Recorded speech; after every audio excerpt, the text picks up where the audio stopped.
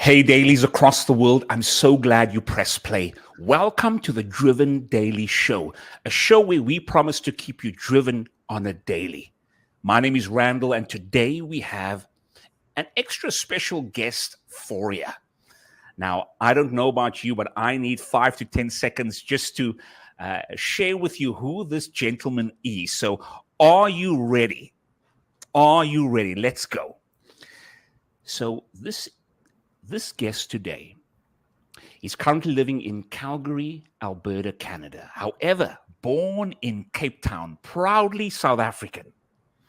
He started in the financial services industry, then moving into ministry, youth leadership, then becoming a youth pastor.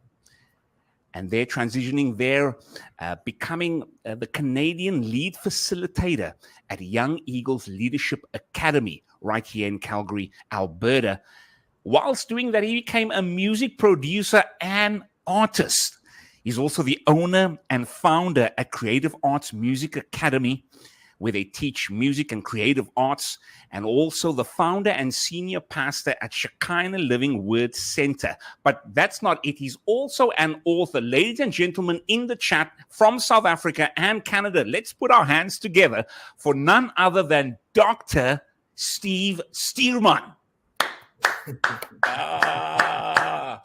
Welcome, Doc. Thank you so much for having me. I'm so glad to be with you. Oh man, how have you been doing? I know this morning, you mentioned your morning was really busy. Mornings are busy for you, eh? Yeah, basically mornings are absolutely busy for me because taking my wife to work and then getting my son ready for daycare as well. And as a 2-year-old boy, oh my goodness, it's running around trying to get things done, and he's on his own buzz. But so it's busy, but I'm not complaining about it. It's a joy. So but it's good to be around. I'm glad to be part of your show. It's an honor for me to connect with you after so many months and years. It's a pleasure. It's a pleasure being here. No, and it's also a pleasure, Dr. Steve, to have you on the show. I always say that people that I grew up with and that I know and they know me, it's always a pleasure having a discussion with, because I think people can feel the chemistry, eh? Yeah, definitely. Yeah. Now, I know you mentioned in your intro there that your little 2-year-old Micah was running around. Can you share with us how's he doing? Well, he's right now he's doing excellent. He's doing very well. Wow. Just a bit of a brief history of him. Sure. My wife gave birth to him at exactly 24 weeks. There was complications with the pregnancy, and I think she went into labor like a day or two before, and then we took her to hospital, and the doctor said to her, you know what, if your son comes now, he might not be able to make it. We need to at least get him to at least 24 weeks. Really? So yeah, she went into labor at 23 days and 23 weeks and 7 days, I would say. So she was in labor, and we prayed that night. We prayed in hospital. Said, Lord, just get us to at least just after 12. That will make it 24 weeks. And by God's grace, we managed to get there. And I think just slightly after 12, 24 weeks exactly, they rushed into theater, and then he was born. He came out at 585 grams. That's how much he weighed. Very, very tiny. Tiny, eh? Sure. Very, very tiny. And because of his the weeks that he was born, 24 weeks, a lot of his organs were underdeveloped. So we spent about 6 months in the hospital with him in the NICU. It was back and forth. It was a crazy time in hospital. But you know what? There was one specific day when they called us together. They said, you know what, parents, mom, dad, your son's lungs are underdeveloped. We need to find something we can do to actually keep him breathing, to keep him going. So they placed him on this one specific machine. I called the thumper because it was like really like cause his lungs like to start breathing or so. Okay. And he was on that thumper machine for about a week and a half. And Sure. they said, you know what, let's test it out and see, you know what, if we take the machine off, if he'll be able to breathe on his own. That day before they took it off, my wife and I went into the room. We asked the doctors we can just spend time with our son first and pray first, Yeah. and they allowed us to do that. We anointed our son with oil. Not supposed to bring stuff into the NICU, but we brought oil My, oh and we my. prayed over Yeah. our son, and we anointed him, and we just spoke God's blessing and God's healing upon his life. After we were done with that, we told doctors, you can go ahead. They removed the machine from him, and the next day we came back. He was doing quite well, no issues, Okay. no problems. But this is the amazing testing I can say.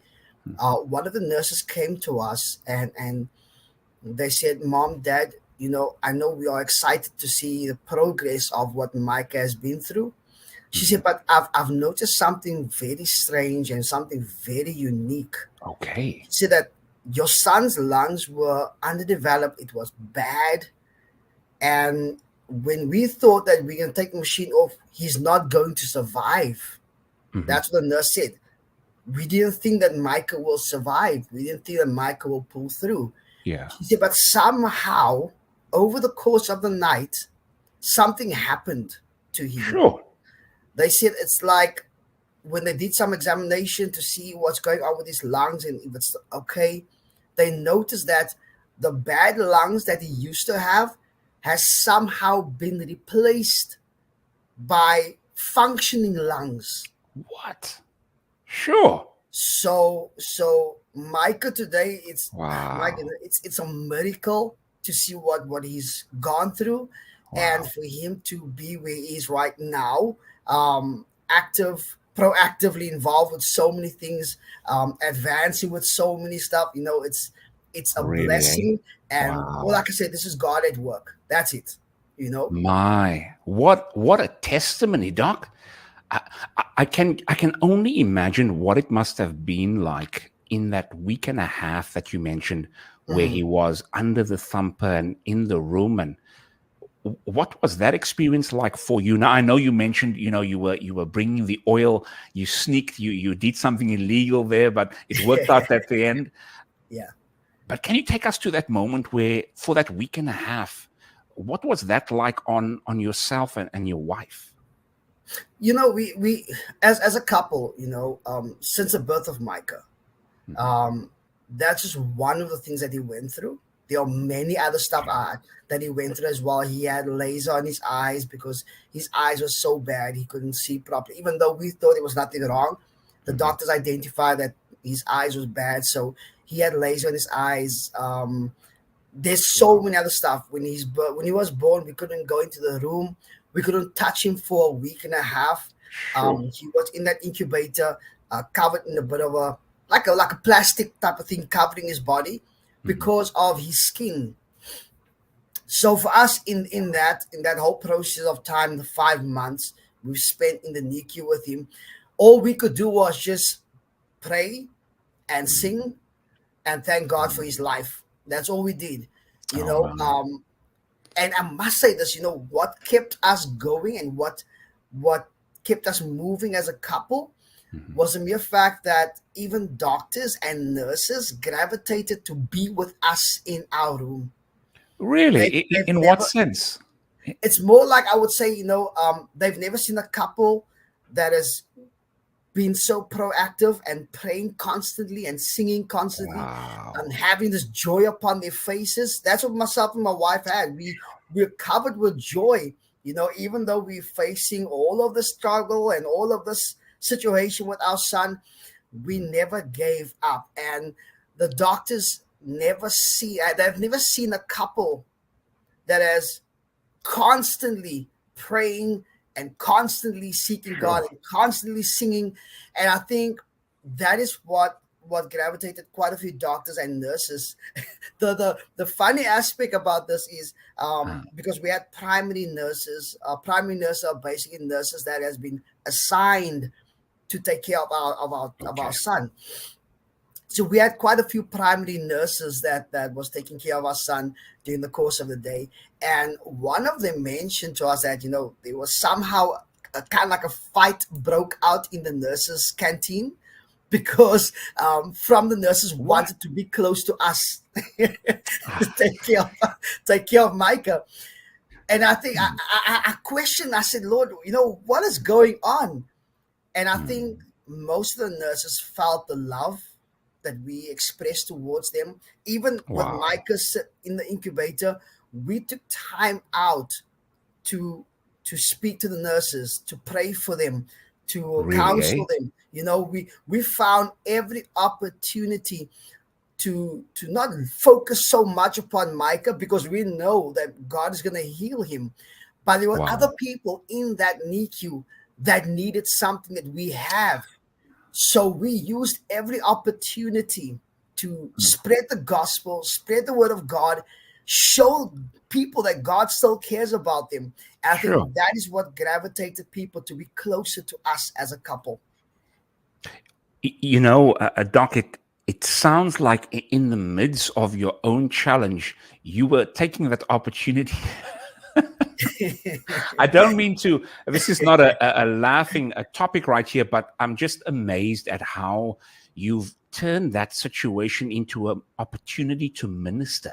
Yeah, yeah. It brings me back to, and I wrote it down, brings me back to the time you guys were in the room. You mentioned you were singing. Is there a particular song that you remember you were singing very often? Definitely, definitely. Yeah. There are two songs that was speaking to both of us at the time. Mm, It's one of the songs is by CC Winans. I think it's called "Believe for It," okay. and the other one is of Elevation Worship. Worthy is your name. Okay. Those, Elevation, worthy yeah, is your name. It sounds so familiar. Worthy is your name. yeah. Okay. Jesus, Ah, you deserve the praise. there's the music That producer coming song, out right there. man, Yeah. that song, those two Mhm. songs carried us Wow. throughout the whole process. We sang that song over and over every single day. We sang that Mm, song over Micah's life. And even the nurses that were sitting in the room with us, I remember there was one nurse, while we were praying and singing over Micah, she just broke down in tears. And really? I nudged my wife. I showed Lucia, check this out, see what's happening here. And we Wow. then got to speak and pray for her. She then opened up and she shared with us what is going on in her life. And she said, "You know Sure. what? I've never seen this before. I've never seen this." And I can say this to you, Randall. You know what? Up until today, the nurses in that hospital, they still remember who we are as a couple. I can imagine. I They can Some of only them are imagine. still sending us messages. They are still, Really, eh? because I think what we've left was an indelible mark in their lives and Hmm. something that was needed in that NICU. I can only imagine. And it's just we are 13 minutes in the show and we are kicking this off with such a bang. Doc, you don't hold anything behind, eh? And just so you Man, know, Dr. Steve, if you need to go grab you some water or something to lubricate your throat, you've been giving us so much value already. So I want to encourage you, grab something if you don't have anything already. And if you are in the chat right now, I want you to send your greetings and your love to our Dr. Steve right now. If you're from South Africa, if you're from Canada or the US, please, or wherever you are in the world watching this episode, make sure to do that here for us. We have a special treat here for you today. And of course, I would encourage you to also leave your questions in the comments as we will answer them, whether it's throughout the show or thereafter. And of course, if you want to connect with us, connect with myself on IG. But hey, let's not shameless plugs do any of that right now. So, Doc, we want to kick this off and we want to start from the origin. And I have so much fond memories about you. wow. Now, for those that are watching right now, myself, I was Dr. Steve's in the youth, and he was my youth leader. And Doc, when you think about the youth, what's one word that comes to mind when it comes to Oh, leading the youth? wow. Wow. I would say it was awesome. Okay, I'll Yeah, give you two words. I'll give you two. oh man, I would really say it was really awesome. I think Yeah, we really try to do a lot of things, try to be creative in whatever way we did. Yeah, there was just so much fun times we had in the youth. Definitely. yeah. I'm No, still reminded of those days. Sometimes when I sit down in my office and I just reminisce on those days, I think, man, this was crazy days we had. But yeah, it and was something to look back at and be proud of. indeed. And you've touched so many lives. If you are in the chat right now and you were touched by Dr. Steve, let him know how he impacted you. I remember being in the youth, and I think even before we get to the youth piece, Dr. Steve, my initial question that I had written down, I'd love to ask you in the financial services. We're not going to go too deep into that, but I wanted to ask, do you remember that moment when you decided to transition from the financial services into ministry? Was there a moment for you that you said, hey, you know what, I'm going to go full time into ministry? Can you take us through that moment? Well, I think back in South Africa, in Cape Town, we just adjusted to life. I think many people has been in that same type of category where, you would have a secular job but also be involved in ministry. I think Mhm, ministry has always been a part of my life.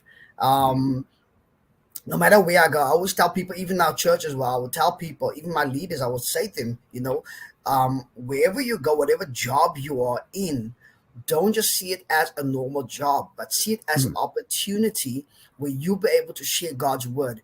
Because every door that Wow. God opens up unto you, it's a door where you can show people a love that you have received from the Father. And now you can start to distribute that love to other people.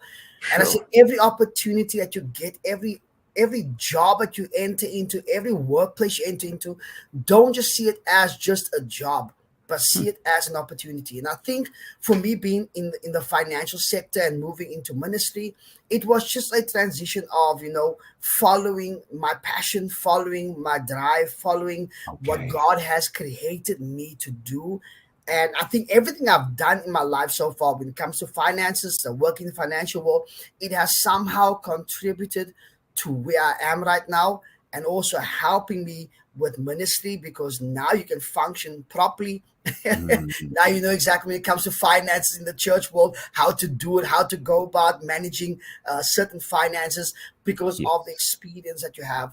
That's what I say, every job, every door that God allows you to enter into, take what you can get from it, Mm, but also allow God's love and God's passion, God's power to move through you in that specific area. So for me to transition from finance into ministry, it wasn't a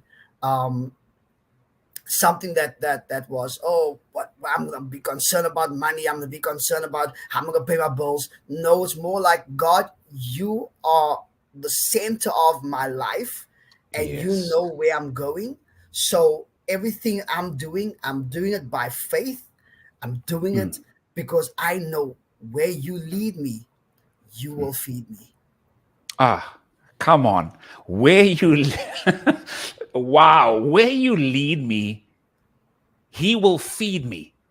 My oh my, isn't that so encouraging? And I think many a times we are currently, many of us are working a 9 to 5, Doc, Hmm. and we are a little disgruntled. We are a little Hmm. upset and saying, you know what, I don't like my job. However, you just gave us a paradigm shift to say, hey, I'm going to use my job as a ministry opportunity. Hmm. And what a paradigm shift, Doc, because now it's not a case of I'm going into my workplace and I don't like my colleagues and I'm just going to go and do my work and get out. But you are saying go with the approach, or rather, how you went with your approach was, I'm going to go and I'm going to look at my colleagues as, hey, we all need grace. And I'm going to be someone that's going to show them what it looks like. Yeah. Wow. Yeah.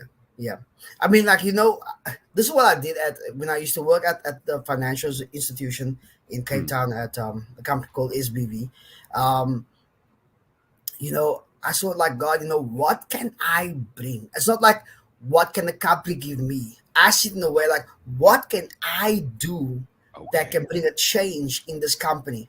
And one of my colleagues at the time, he was also a Christian. I said, you know what, let's get together, let's do something in this company, And I remember that we used to, like, when we used to work night shift, before our shift started, we used to go out on the lawn outside and just start praying Mm, before we entered wow. our shift, before Wow. we entered the building, or even afterwards.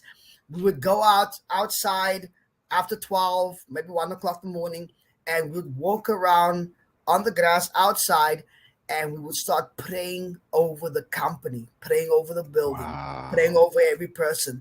We did that for about, I think, 40 days. We did that every Okay. single night. We came together, we prayed, Sure. and we got back into our department, and we just covered the whole department with prayer. We consumed that place with the presence of God. Sure. And to the point, there was one specific guy in my department. He came to me one day. He said, "You know what, Steve? I know I need God to do something in my life, and I'm Wow. not a Christian. Can you pray for me?" Hmm. And I got like a shock. I thought, wow, out of the blue. But Yeah. then I remember God reminded me of this. He said, remember what you did. You prayed for this Wow. company. You prayed for your colleagues. And people are starting to identify God within you. Hmm. And I called my colleague that worked with me, that prayed with me. I said, listen, let's take this guy to the back and let's pray for him. And he committed his life in the janitor's room. Wow.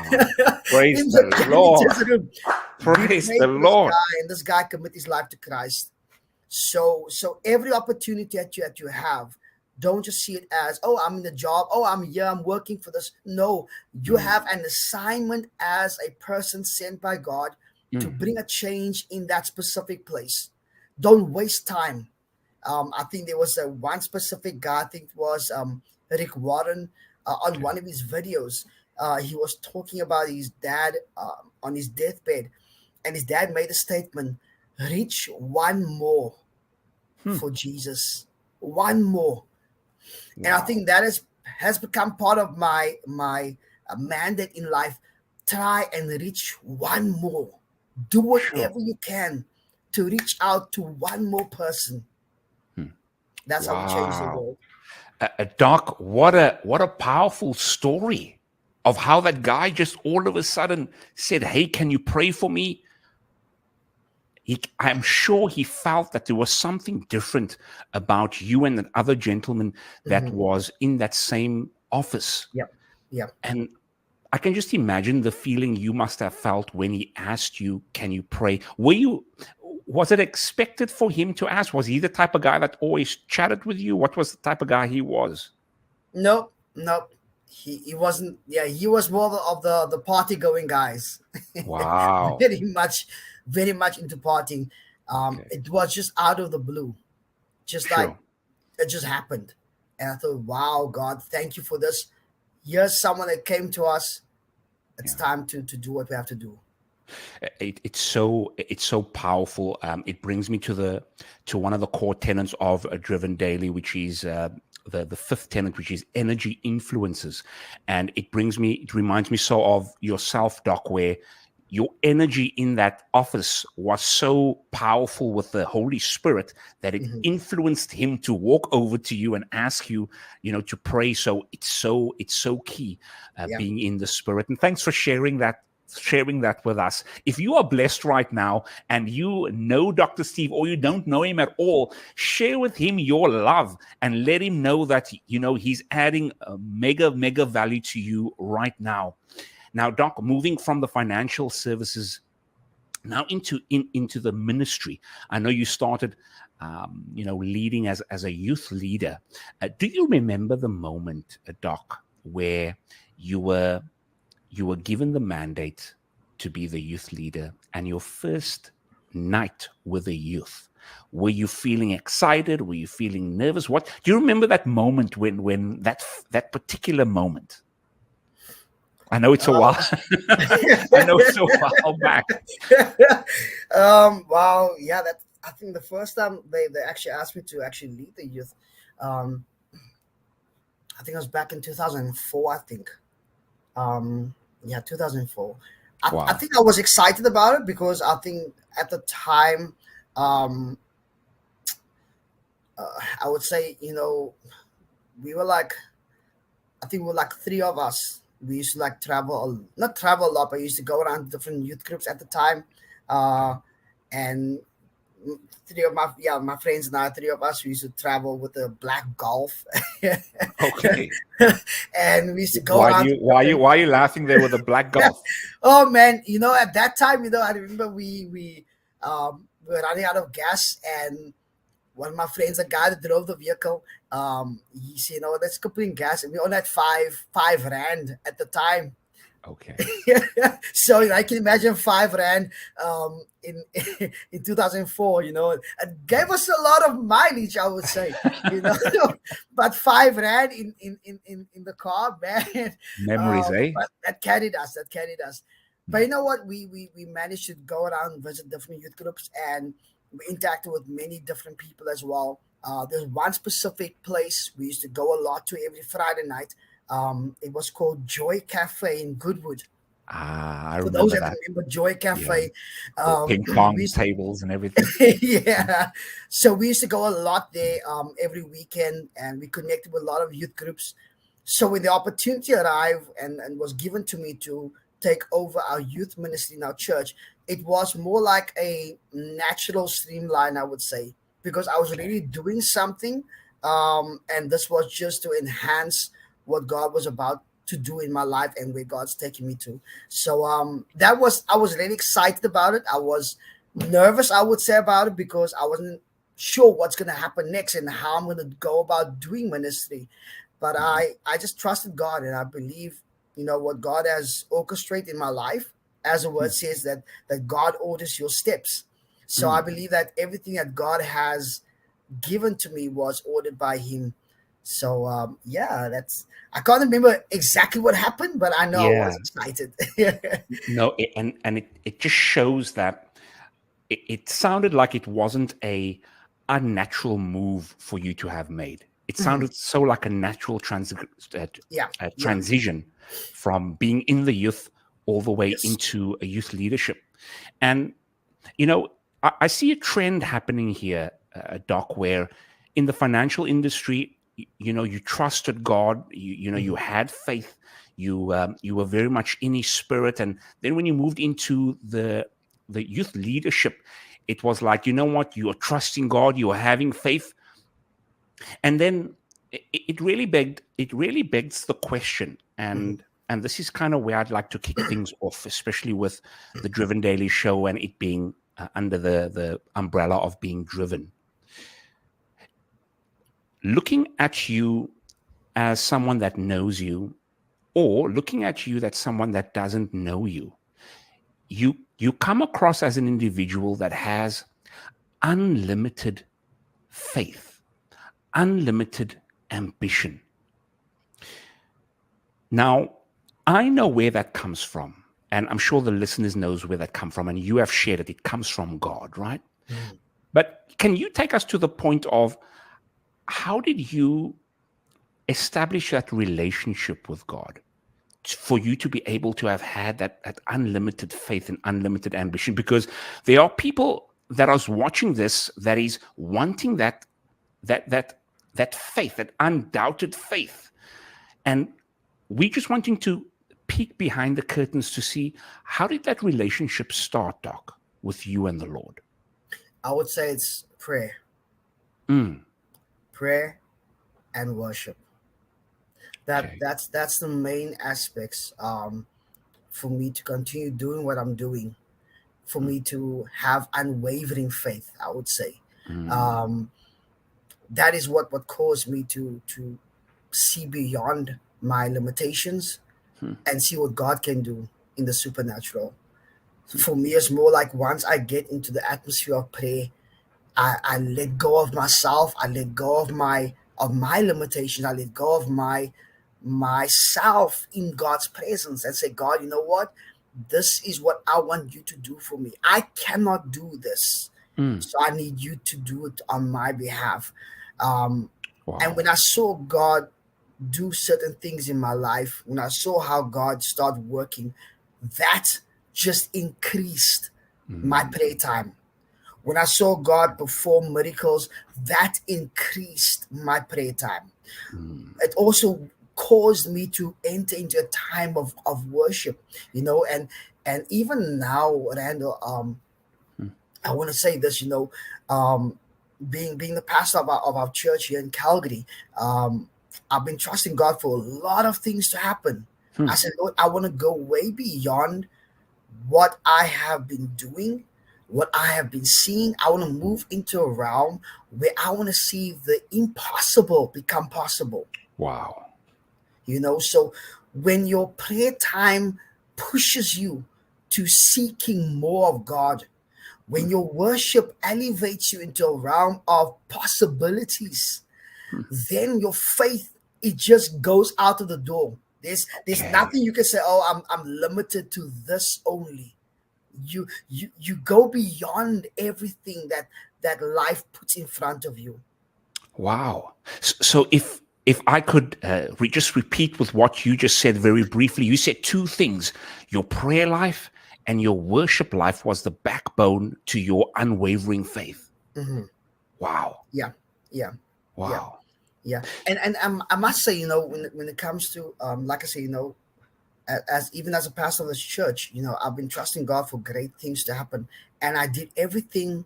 I'm still doing everything by prayer. I don't take prayer lightly, and Hmm. I don't say pray slightly. Come on. I take prayer as my confirmation, my communication with God, my relationship with God. So it's more like, God, this is what I want to see happen in our ministry. You Hmm. know, in our church, we've been seeing since the beginning of this year, we have seen major miracles taking place in our church. And it's not Really? through preaching, it comes through prayer and it comes Yeah. through worship. Wow. That is what our church is, I would say, based upon prayer and worship. And yes, the word is there, the word goes out, the word seals the promises, the word speaks and permeates and penetrates through the hearts and minds of people. But the atmosphere of prayer and the atmosphere of worship, it Hmm. just causes people to stumble, I would say. Yeah. It Yeah. causes people to experience something they've never seen or touched or tasted in their whole life before. We have seen people being healed of cancer in our church through our Wow. worship, through our prayer. We have seen another lady that came to our church on crutches, and she left her crutches at the altar and she walked out of this building with no Wow. crutches. It is Sure. because of the atmosphere of worship and prayer that has changed the hearts of people. We had homeless people coming into our church on Friday evenings, and we give them food. We just feed them, Yes. but they went beyond that. They said, "No, don't give me food. There's something happening inside this building." And I Wow. remember this one lady. She just came at the entrance of our sanctuary, and she just broke down in tears. Two old ladies had to go and help her, pick her up, and put her on the chair, and she was crying throughout the whole worship. I'm telling you, Really. crying throughout the whole worship. There was no preaching, it was just worship and prayer. And at the end of it, she committed her life to Christ. In that same atmosphere, a guy stepped in, and one of our leaders said, "Yeah, you want some food?" He said, "No, I don't want food." He came right into our church, and he looked around, and he came right to the front. He sat in the front row, and he listened, and he experienced God in the worship, in the prayers that was being prayed. That night he committed his life to Christ. He said, "Pastor Steve, I'm coming back to this place. You have given me something I've never seen, I've never tasted, I've Wow. never encountered in my life. So that has become my pillar in my life. I would say my pillar is Sure. prayer and worship. Wow. What a testimony right there. And I do want to thank you so much for sharing that. And, of course, we are going to come to the piece where, where you are right now at Mhm. Shekinah Living Word Center. But before I even asked you, I'm so glad you shared that. And if you are on the chat right now, and if you are watching this, I'd encourage you to send your love straight through to Dr. Steve Stuurman and let him know, how much he means to you. And also, if you do have a question, feel free to add it in the comments below, and we'll make sure to answer it on the live. And if we cannot, we'll answer it thereafter. Now, we started from Cape Town. We moved from the financial services into the ministry. Now we're coming to the midpoint now, Dr. Steve. You transitioning over through to Canada. Now, of course, we won't go in too much detail. However, just on a light note, can you share with us, when transitioning over to Canada, was there any culture shocks that you experienced? Was there anything you missed whilst you were over here in Canada from South Africa? Can you take us through that moment of transitioning over and when you settled into Canada? Sure. I would say this. One thing I must say, Mm, something my wife and I we both miss. Firstly, is the worship, the praise, really, eh? Pinkster music. Ah, yeah. Ali Jaker, That's something that we don't get that much here in Canada. I okay. think when we came the first time, and we were longing for something, Pentecostal music, man, the Caps of songs, Shame. we wanted something like that, but then we couldn't find it. So I think that's something we missed. Mm, But somehow I must say we learned how to integrate okay. relatively fast in the city. And I must say this, I want to give a shout out to your uncle as well, Randall, and your family back in Toronto as well, Yes, Uncle yes. Basil and to Marina. I must say, when we came over, they said to us, Steve Tamlin, um, just make sure you somehow integrate in the Mm, city. It's not going to be the same like Cape Town, won't be the same like South Africa, but find ways how to integrate and just get to know people.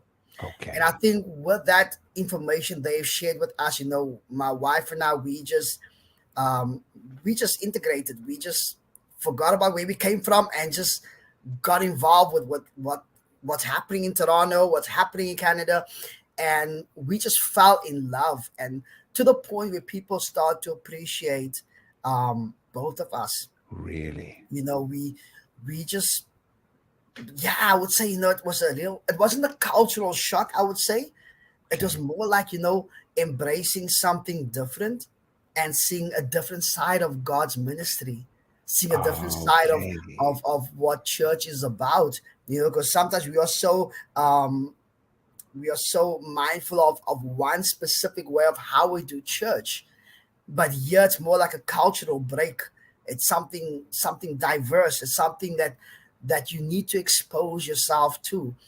I think that has really allowed my wife and I to integrate relatively fast in the city, where we got to meet various people, from eating Chinese food every single Sunday. Sure. You just had to say that, eh? Man, I mean, it was really good. We enjoyed it, but there's so much, that we just felt like, no, I would say overwhelmed. I would say we felt blessed to be part Wow. of this country. Wow. And thanks for sharing that. A major salute to our Uncle Basil and Aunt Marina and all the other family members within Toronto that has assisted in a big or small way, whether it is giving advice, whether it is giving a pot or a pan or a Mhm. couple of dollars. A big thank you for that. I can just imagine when Uncle Basil, just gave you the advice of find a way to settle in and integrate. I think when it comes to people of South Africa. What's your thoughts on this, Doc? I've got the suspicion that people from South Africa are are so street smart that Mhm. they will be able to integrate anywhere in the world. You know, the fact that we speak English really well, and Mhm. that's one hurdle that we don't have to cross. And the fact that, you know, we sometimes always looking over our shoulder back in SA, and just being aware of our surroundings makes us Yeah, such a good candidate to really adapt to any yeah. environments. What's your thoughts on that? You know, there was many times when, um, even in Toronto as well, where people would like think like, where you from? People think I'm from Australia. People think I'm from New Zealand. There's a Why? one specific instance I remember when I came to one specific bus stop, and there was a Filipino lady sitting there. And as I came inside and she looked at me, she started speaking in her dialect. I'm thinking, okay. I said, lady, I don't understand what you're saying. She said, oh, you not Filipino? I said, no. So, I so said, no, wait, I'm so not. Doc, you are saying that they thought you were Filipino. Yeah, yes. I mean, honestly, right, it's not the first time it happened, like probably Okay. 3 or 4 times in Toronto, and then yeah, in Calgary as well. It happened like 3 or 4 times as well when I came into specific shops, and there's a Filipino that would like start speaking dialogue. I didn't know, guys. I Sure. don't know what you're saying. Wow. But you know what? It's amazing because um, that actually caused me to start learning languages. That caused me Okay. to actually be fascinated with various languages as well. So I'm in the process now of learning French. I'm in the process of learning Spanish now as well. Really? I'm in the process now of learning to speak in the Filipino language. So Wow. even the Russian as well. Because for me, it's more like, how can I be multicultural?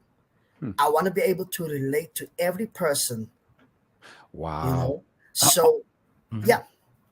Oh no, I was just going to ask you to continue regarding the languages. You know, Mhm. in Spanish, can you share with us a word that you've learned, Doc?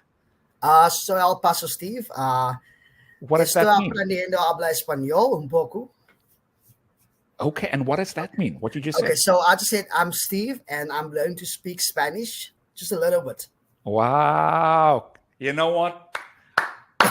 Phenomenal, phenomenal. I know you mentioned you're learning some other languages too. You said, well, you said French.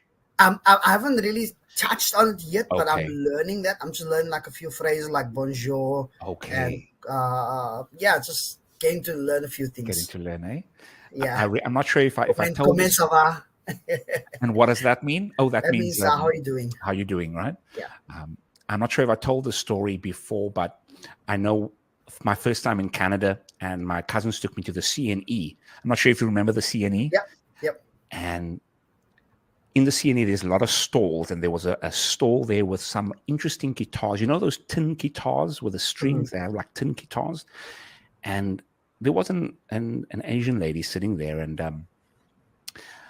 I I was very cautious of how I sounded, so I made sure to sound very clear and Right. very slow, right? Hmm. Clear and slow. And I remember walking up to the lady and asking her, saying it like this, and I know I shouldn't have said it like this, but I thought, let me just do it this way. So I asked, how much for the guitar? And Doc, she looked me in the face Hmm. and she said, I'm sorry, I don't speak French. And I'm like, I can try my best, but it sounds like the best is not good enough, eh? Man. And I just realized from then I just had Wow. to slow it evens down and Yeah. down and pronounce my words clearer. Yes. That's Yes. one thing I noticed when coming over to Canada. I had to really slow it down because we talk very fast back home Oh in yeah. SA. Oh yeah. I mean, like even like I think my wife when she used to work for a specific company in Toronto, um, like some of her colleagues, they were like the way they speak was very fast, but then she realized, that they are not Canadians, but they are from Britain. Okay. So sometimes the way they speak and they communicate is quite fast as well. So there's time when Tamlin has to like, okay, I don't understand what you're saying. Can you just slow it down a bit, Yeah. But then I get again, you Canadians, we very slowly. pronunciating the words correctly. Um, yeah, so whoever listen to us can actually hear what we are saying. No, absolutely. And if you're in the chat right now and you are overseas or wanting to come overseas, send us your, it's funny because it sounded like I was going to say, send us your application. Send us, the South African, the flags, and the Canadian flag in, just to let us know that you are proudly South African, proudly Canadian, proudly US, wherever you are watching in the world. We are at the halfway mark of the show, and I know it because my armpit is itching, my left one in particular.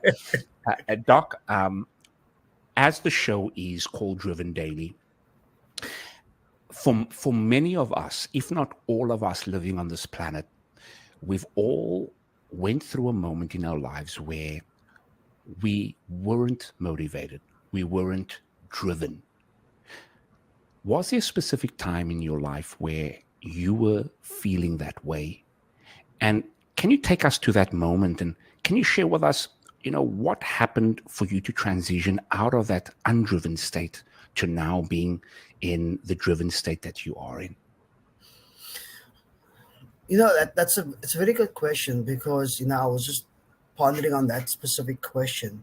Um, and I must say that there hasn't been a time when I felt that way before. Okay. For me, it was more like every opportunity, every position I'm in, try to maximize it. Hmm. Do whatever you can to make the most of your time. So I would say, it's really difficult for someone that is filled with passion Okay. to get to a point and say, you know what, I wasn't motivated in this area of my life. I wasn't motivated over here. I always try to find a way to get out of it. Wonderful. And Doc, I'm glad you were transparent and authentic with that response. It really begs the question then, for someone that is watching this feeling like 2024 is, there's no hope for 2024. For Mhm, someone that is undriven right now, mhm. for their spirit, what would you share for an individual that is feeling this way? This is what I do. I use affirmations every single day. Okay. So I would tell myself, I'm a winner, I'm a conqueror, I can do all things. I will give some affirmations every day to keep me going.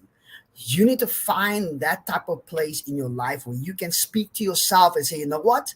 Mm, Get up and do something. Don't sit down. Don't be demotivated.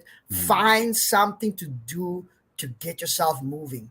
And I think yes. this is one thing that caused me to become even much more motivated, to become even much more driven daily. It boils down to the specific verse I found in the Bible, in very familiar verse called Jeremiah 29:11. For I Okay. know the plans I have for you, Hmm. plans to prosper you, not to harm you, plans to give you hope in a brighter future. And Mm, I think, that has become a motivational point for me in my life, that God has a plan for me. So if God has a plan for me, yes. why am I sitting down and waiting for things to happen? I need to Wow. get up. I need to do something, Mm, because I'm not going to be waiting for something to happen and waiting and waiting. I need to do something while I'm waiting for God. I mm, need to keep myself busy doing something, being occupied with something, so that when whatever I've been waiting for, when God brings it my way, that it's already in the flow of what I'm doing. I've wow. written a book, Randall, about in 2019. It's called The Hmm. Promise, the Plan, the Praise. And in that book are four principles which I use. It's called plot, plan, prepare, prosper. Plot, plan, prepare, prosper. In other words, I would say this way: vision, mission, remission, commission. Sure. Those are the things that keeps me driving, keeps me moving forward. You need to have a plan. You need to plot out your life. You need to put Mm, things in place. Say, God, I have a vision for my life. What do I do with it? mm, Habakkuk chapter 2 says, write down the vision and make it plain. I have yes. a vision board at home, and I enter my room, I look at my vision board, and I keep on adding things to my vision board. And I say, Lord, I'm trusting you for this. And whenever something is accomplished, I tick Mm. it off. I mark it off. I say, Wow. thank you, God. This has been accomplished. Mm. Now I can start moving forward. For you to get past being demotivated, past being passionless in your life, Yes. get yourself a vision board and keep Mm. yourself accountable to your vision board, because that will become your driving point in your life. As Mm. you continue moving forward, your mission will be attached to your vision, because now you'll put meat to your bones. Yes. You start saying, okay, now I know where I'm going. But even in that, Randall, in this book Mm. I wrote of the promise, the plan, the praise, I spoke about one specific topic that's called the remission stage. Okay. The remission stage. Um, and that stage in our lives where as you continue doing your life, you continue fulfilling your vision, there are going to be some kind of people, individuals, that's going to tell you it's impossible, you cannot do it. There will be some people Mm. telling you this is not possible. Mm. You're not meant to do this, you're not meant to accomplish this. And sometimes it will allow you to feel like, okay, you know what, words are being Yeah. spoken to me, upon me, over me, and it might seem as if they are penetrating into your spirit. Mm. But if you are a person that knows, you know what, I'm not born or built to be broken down. Mm. I'm not born or built to break up, but I'm born or built to break through. If you Wow. understand that aspect, you're not built to break down, to break up, Mm. but you are born to break through. And Wow. if you understand that aspect of your life, that every position that you are placed in, find a way to break through. Hmm. Find a way to break through that specific words Hmm. spoken over your life. Because once you find out that you can do it, you can Okay. accomplish it, anything becomes possible in your life. Wow. That leads to a stage of prosperity.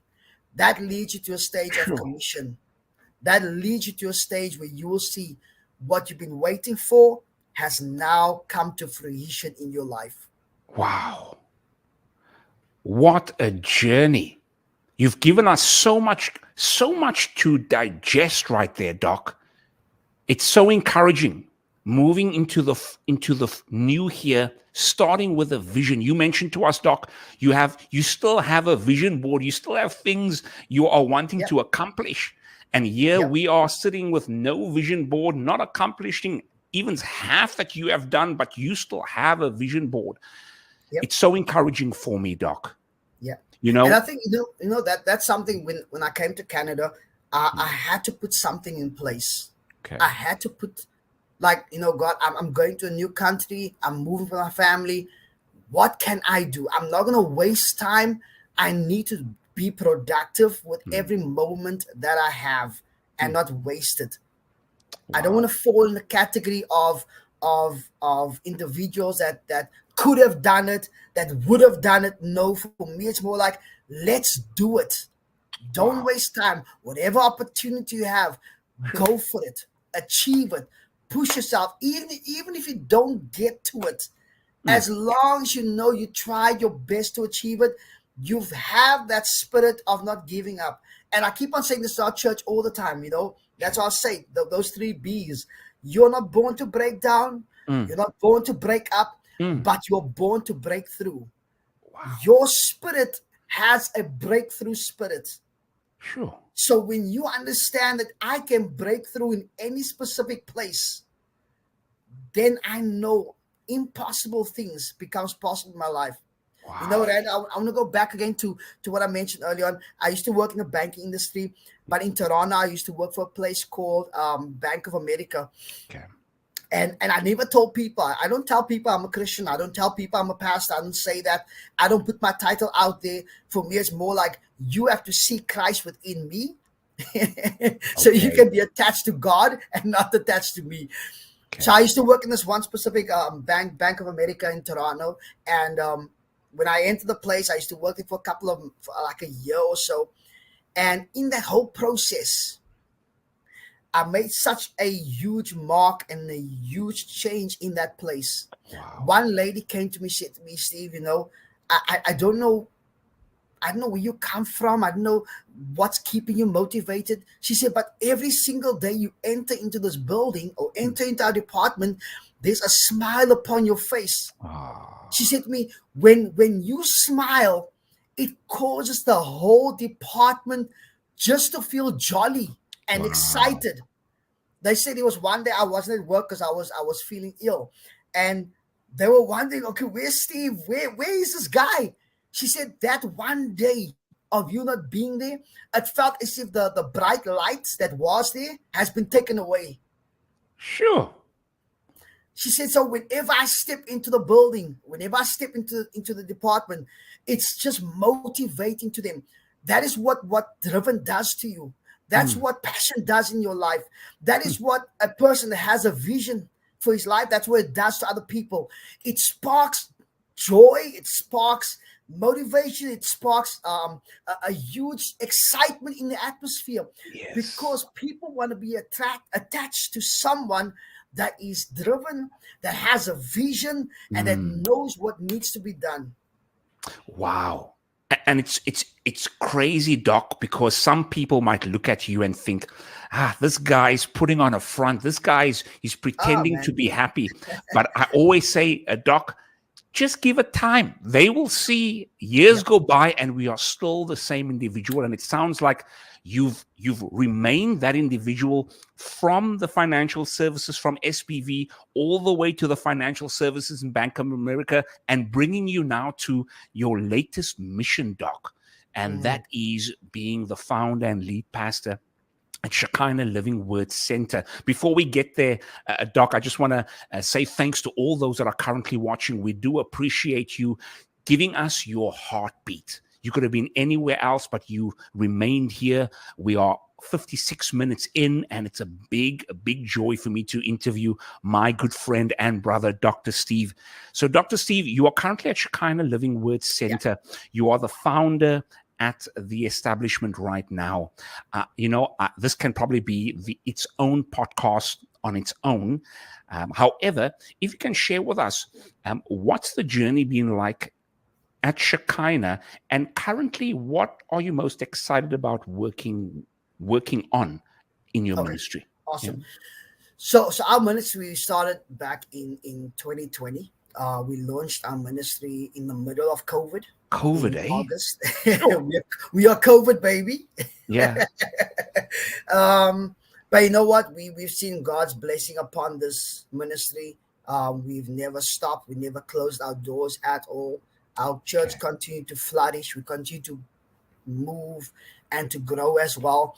Um, Great. and I think we've accomplished quite a few things as a ministry. We launched our first single in 2021, called "We Want More," and we're Okay. busy now in the process of releasing more songs in the coming year as well.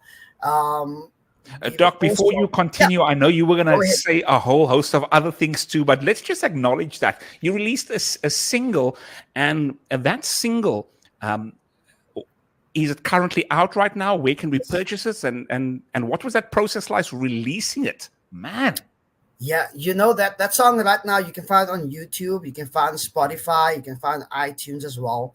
So okay, you'll find the song that "We Want More" by Shekinah Living Word Center. okay, You can find it there. The process, and I would say the song was birthed um, from a painful aspect in my life. sure, Back in 2020.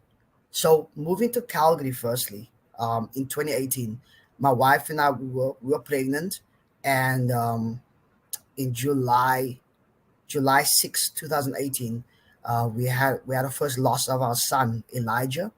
wow, He came at 18 weeks. It was a hard blow to us. sure, You know, we just new in the city, 1 month in the city, and yeah, we lost our first child after 18 weeks. Um, it sure, was hard, we this is something that we've done, and I don't recommend this to anyone that's in ministry.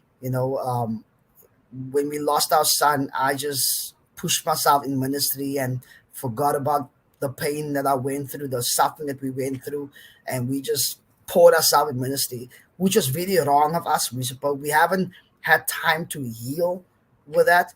And then 2020, we lost our second child at 20 Wow. weeks. Our baby girl, Tamara, it was born. That was painful because she was born alive, and I remember my wife and I, we held her in our hands, and she was breathing. Beautiful, beautiful baby girl. She was breathing, and after 10 minutes, she breathed her last breath in our hands, and then she passed. And Sure. directly after that, this is where the song comes in. You know, I want more of you, God. I Wow. want more of you. The lyrics of I would say the chorus of the song says, send your healing in the season, release your power upon your children. And I think that was part of what I was needing at that time. Hmm. I needed some help. I needed God to soothe the pain. Yes. I needed God to help me in this moment, and I needed more. And I think that's Yeah. where the song comes from. We want more of you, more of your love, more of your grace. We want more. Yeah. And when we eventually, I sat down with the keyboard one day at church and just started playing around, and then that tune came to mind, and then I Wow. started writing the song in church, and then the following year we then took it to studio, and then we released the song in December 2021. Sure. We want more. What a journey, Doc. I want to just thank you for your authenticity, sharing with us such a sensitive time in your life. Uh, I think, and I know the people that are watching right now. We, including myself, we send you and Tamlin God's comfort. And we know it's something that you will never get over. It's always something you will manage for the rest of your life. And with that being said, we want to send God's comfort and his peace over your hearts.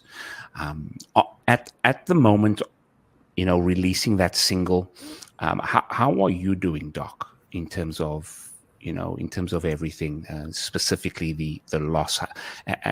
Where are you at right now? Well, right now I'm doing quite fine. My Okay. 2-year-old is keeping me busy. I can imagine. I can imagine, eh? Yeah. um, yeah, I'm doing quite well. I'm focused now on really spending time with my son. He's very much musically inclined. I must say that. Really, Um, eh? he very much he loves piano. He loves drums. He loves the latest thing now is the guitar, which I brought out of my closet. Okay. I had it stuck there behind some of my suitcases, and I brought it out one evening, and then he just fell in love with the acoustic guitar. So he's very musically inclined, very much. So I spend time, investing in him and training and teaching him to play Yeah. all kinds of instruments. Um, you know, Wow. so that And is what that's is and happening. that's Micah, eh? That's If you my can share with us, what's for the viewers out there, what's Micah like? What kind of boy is he? If you could sum it up. he's he's very friendly, very friendly. He would Really? talk to anybody, even in the mall as well. When we start walking around the malls, Wow. Michael would just say hi to everybody. He doesn't know people. He say hi, how you doing? Good, and Really? he continues walking. He's very spontaneous, very funny as well. I mean, it's just a joy, I would say, a real joy. You say you laughed when you said funny. Was there a moment that you can remember of a funny moment? Man, there are so many funny moments. Like he would laugh at himself as well. Like I would do like certain videos. I remember it was last week. I was at my wife's work, and we were sitting in the boardroom, and he just grabbed one of the markers and went to the board to one of the boards and started writing, explaining what it is, and I have to like comment on this, and he would go back and explain it. So when I show him the video, he would just crack himself up for himself. Wow. I think, oh, Mike, what's happening? He said, no, Micah's funny. so, so there are Yeah. certain days when I'm like, wow, Micah. Yeah. Who does it? Who do you think he gets it from? The funny piece, is it the mom I, or the dad? I don't know. Micah is, yeah, I don't know really. He's his Okay, own person, I would say. He got you. has a piece of me, has a piece of the mom, Yeah, but he's yeah. his own person, I would say. His own identity. So, What a yeah. joy. We will definitely go ahead and check it out on YouTube. I Want More by Shekinah Living Word Center. Is that Mhm. correct? That's correct. Oh, We want more. we want more. We want No, more. awesome. We're moving closer and closer to wrapping this up. But before we do, Doc, right now at Shekinah Living Word, is there something that you are really excited about? I see a store happening. Can you tell us more about the store? Wie het 'n grocery store in hulle kerk? And share with us, Doc. Share with us. It So looks powerful. definitely, so Randa, I want to say this has been coming like for a long time. We have a shop, a grocery program that's called the Hope Shop at our Okay. ministry, and the word hope has been coming for a number of years in my life. I think back in the early 2000s, God dropped the word hope in my heart, Mhm. and that word hope right now we've been using the word as help our people excel, Okay. help our people excel. Wow. So what we do as a grocery program, we provide groceries to people, from frozen produce Okay. to burgers to lettuce to bread, cakes, everything, pet food. We have a whole lot of stuff we are doing from our ministry, and I Okay. think the vision for this is basically to we trust in God for a specific property that our church can actually purchase and build our church on, and have Okay. a store on that same premises as well. Basically to help families, but also the purpose of the Hope Shop as it continues to grow is to employ people to work in that shop, I would say. Wonderful. And the purpose for that is to be part of alleviating homelessness, Okay. alleviating unemployment. Okay. So the purpose of our mission is of our church is not just to preach the gospel, but to become a bit more intentional about helping the society and Excel. allowing people to Wow. find peace. When I came to the city, when I came to the country, I said, you know what? Mm. This is a first world country. Why are there people Yeah. living on the streets? Aye. And God has been giving me this burden. What can you do, Steve? What can you do to make a difference? And I've been praying about. I said, God, you give me this question. How do I answer this question? Mm. And then He said, go back to Isaiah 58 verse 12. When I gave this verse to you 20 plus years ago, I'm reminding you of what this is. And Isaiah 58:12 says that I've called you to become a repairer of the breach, Sure. the restorer of streets, of dwellings. Mm. And I said, God, I understand now what you want me to do. So you want me to help people, to bring them to a place where they will not struggle financially. Mm. They have a job, they have purpose in life, they can find comfort in you, and you want me to be that type of person to bridge the gap and Wow. to show people there is still a way out. So Sure. this whole program is more than just a shopping experience. Mm. But in the Hope Shop, we offer people prayers. We don't say come shop and go home. No, we say, you know what? If you need counseling, if you need prayers, if you need financial literacy, we have a program at our church where we teach people how to work financially with your finances, how to Nice. budget, how to do certain things. So we are more than just a church, but this is a movement that we are Sure. involved with. Wow. Helping our people excel, Excel. equaling hope. What a mission statement right there. It's clear as day. I want to thank you, especially on behalf of the people here in Canada. I want to thank you for the lives you've been touching from Calgary, from Toronto, from Cape Town. It's almost like wherever you are planted, you have no option but to make that place and that space better.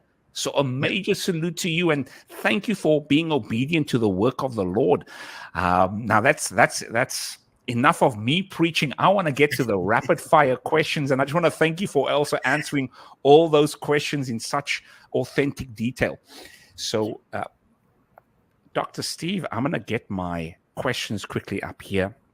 And if you are in the chat, make sure to send him some love. If you're from South Africa, send us those South African flags, because we are coming home very soon for some Malva pudding. Is that correct? Speaking about Malva, what is your... Are you okay? So let's get ready. You ready for the rapid fire questions, Dr. Steve? Go ahead. Awesome. So let's go. We spoke about vision boards. Currently, what's on your vision board right now for the future? Well, I have a vision board for ministry, and I have a vision board for my family. Okay. Share with us anyone that's okay sharing with us on the screen here. For family, so what I've broken down is basically family structuring. So part of my vision is to obviously get a specific place for my family, whether it is an estate, whether it is an acreage, to build on that specific area for my family. So build houses on there for my family, so that my kids don't have to have that opportunity or that struggle of finding a home, but on the premises they will have their own place designated to them. It's part of a vision that I have for myself, and then being financially free, traveling as a family as well. My vision board is so big for my family. It's adding many things every single day to it. No, I can. But those are one of the things I have. I can imagine moving over to the ministry. If someone's watching this and they have the means and want to, assist in any way they can, what's one thing that you currently have on the vision board for the ministry, if you don't mind sharing? For ministry, we are continuously evolving as a church. This year, one of the things we've done is the Hope Shop. So if people would like to be part of our Hope Shop in Calgary, if you'd like to be part of it and help us out, please reach out to us. Reach out to me on our Facebook page, Shekinah Living Word Center. Then also we have another program which we launched this year, which is the healing rooms. Healing rooms is something very, very, very unique to our ministry. We've done a intensive training in the month of July and August, and we want to see people be healed. For me, it's more like what the doctors, what the hospitals cannot do. We want people to find that in the healing rooms. The healing rooms, eh?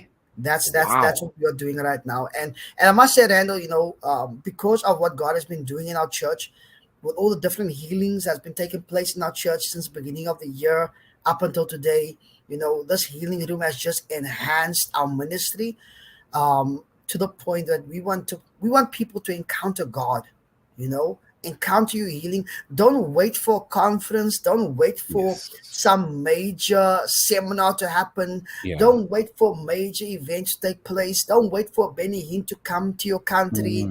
But you can find your healing in God and have that continuous healing every single day. So our healing program that we are doing, it's a continual process of finding healing, both for your soul, for your spirit, for your body, so you can be healed in all three areas of your life. And we are connected to a specific company based in Spokane, Washington. Okay. There was a one of the revivalists of the early years, John G. Lake, that started the healing rooms in the early 1900s. And we are connected with that specific organization, and we just launched that here in Calgary as well. So wow, quite a few things on the go, hey Doc? Very much, very much. We continue to pray for you and for God to strengthen you. We've got 5 more minutes left, and I've got a few more questions here. I know you're from Cape Town, and I have to ask this question because this is dear to our hearts as Cape Townians. What's your all-time favorite South African dish / Canadian dish, and why? So, firstly, South Africa, and secondly, Canadian. South African dish, I would definitely say a Gatsby.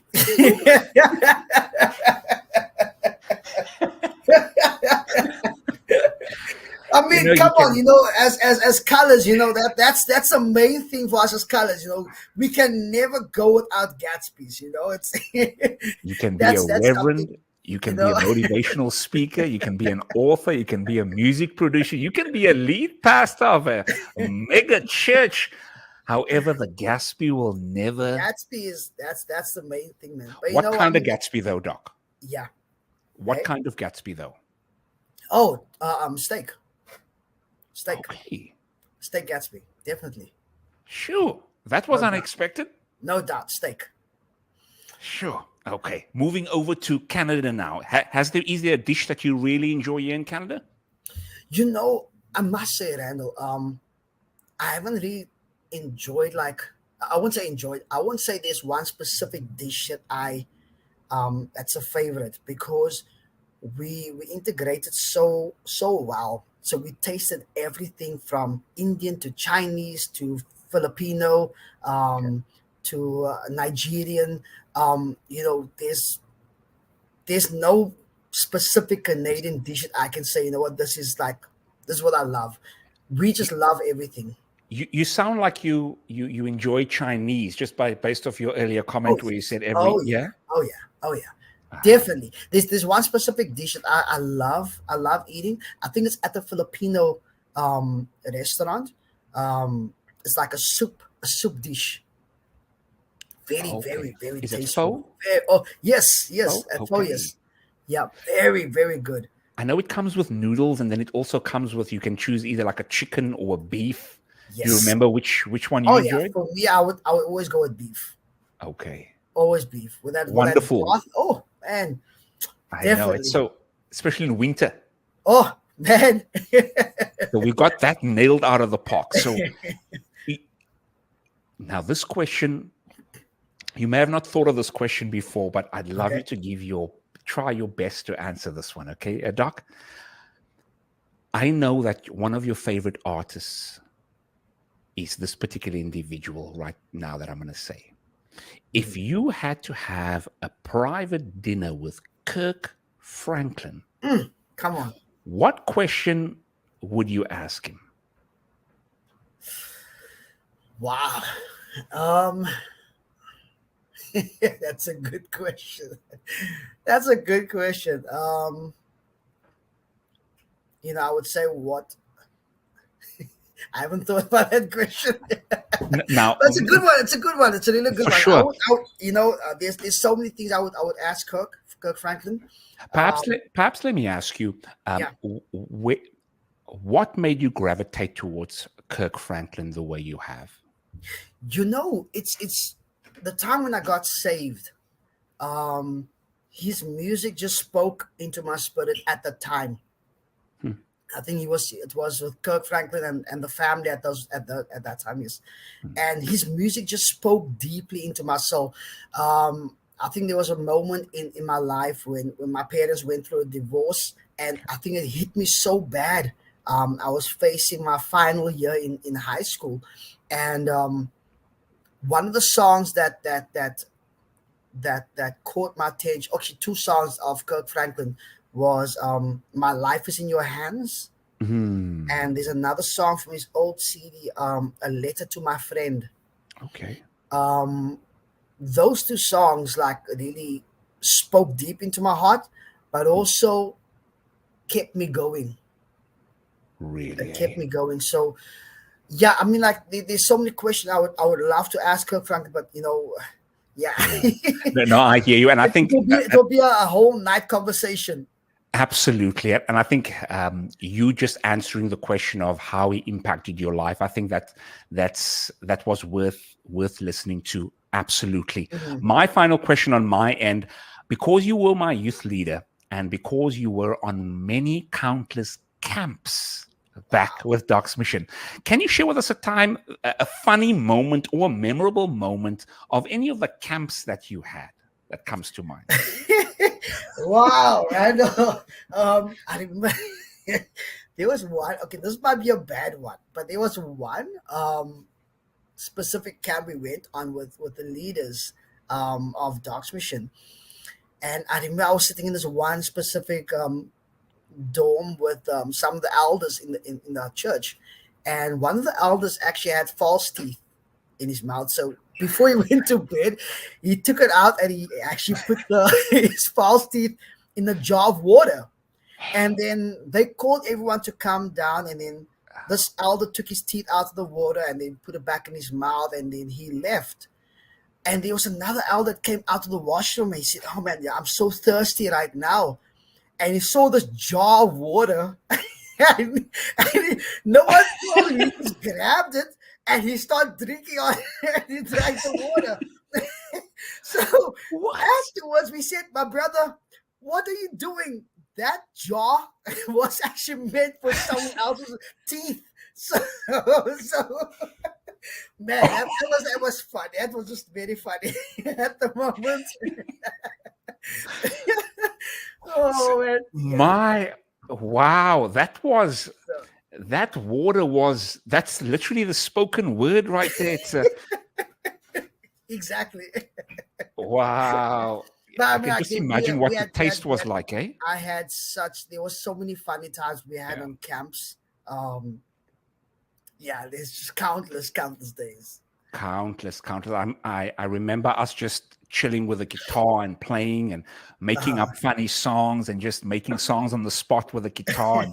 And those were and speaking about camps, why was smearing such a big thing in camps oh for our man, Canadian listeners? Smearing is smudging. So you take like yeah, toothpaste or you take yes, peanut butter or what's some of the weird things that we would just go around and cover each other's faces while we are sleeping. We would throw eggs. We would throw water. yeah. What was up with us in camps? I don't know. I don't know. I think we just loosed ourselves. We let ourselves go on camps and just enjoy. I don't know why that happens, but Yeah, I think it's part of the fun. part of the fun. Yeah. Dr. Steve, it's come to the point of the show right now where we're going to end off, and I know you've got a lot of individuals in South Africa, a lot of individuals here in Cape Town that means a lot to you, that has been with you on your journey, and that is currently also still on your journey. Any parting words you'd like to share with them before you leave this interview? Anything you'd like to share? Any respects you'd like to give? There's so many people I know is watching this program, and I want to say to you that this is something that I believe is going to happen next year to many of us. Yes. But I spoke this word over our church as well, and I want to say this to every listener right now. May 2024 be your year of unbelievable miracles. Mm, May it start off in the early months of the year with unbelievable breakthroughs. yes. Whatever you've been trusting God for, whatever you have been waiting for God to do and fulfill in your life, Mm, may that happen in 2024. mm, Do whatever you can, do whatever you must. mm, Don't throw in the towel, don't give up, but keep on pushing through. yes. You are going to see limitless blessings Wow. covering your life, covering your family, Mm, covering your ministry. You are going to encounter that specific blessing of God upon your life. So, this wow. 2024, it's coming.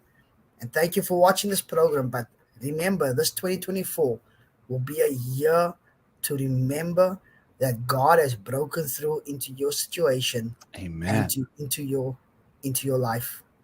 Amen. What a word in season, especially for us that is feeling a little bit trepidatious before we go into the new year, feeling a bit fearful. Thank you so much, Doc. Doc, from my side, you've really taken us on a journey in this interview, taking us from the beginning, from where you were in Cape Town, taking us through different challenges that you had along the way with ministry, with family, with health, so much, but still, if it wasn't for God that was on our Mhm. side, you wouldn't have been where you were. And thank you for bringing us and taking us part of your journey.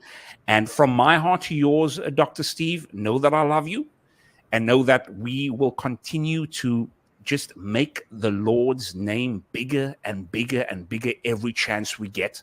But from my heart to yours, I hope you have a great day ahead. And I Thank you salute so you, much. Doc? Thank you so much, and thank you again for this opportunity, Randall. And looking forward to doing this again. No, absolutely. Part two, and we'll talk about how we can have and organize a camp so we can have Come more of on. that smearing action. Will Um, will this be like an online camp? you know what? I don't think I'll be able to use toothpaste on the camera. Well, you can just give each one, they can just grab their own toothpaste from home and just start smudging themselves. Themselves. Yeah, yeah, yeah. Oh man. But speaking about that, it would actually be nice to do a little bit of a reunion, eh? I'm not sure Right, when, right. Yeah. one day we'll plan it where we all go through, me, you, we'll go through to Cape Town, and hopefully we can get everyone together and have a big celebration, whether it's in the form of a conference or just form of a bring and braai, and we just chill, Right. Yeah. Yep. Sounds good. Send my regards to Micah and Tamlin. Thank you so much. I will do that. Okay, Doc. God bless you, eh? God bless. Take care. Bye-bye.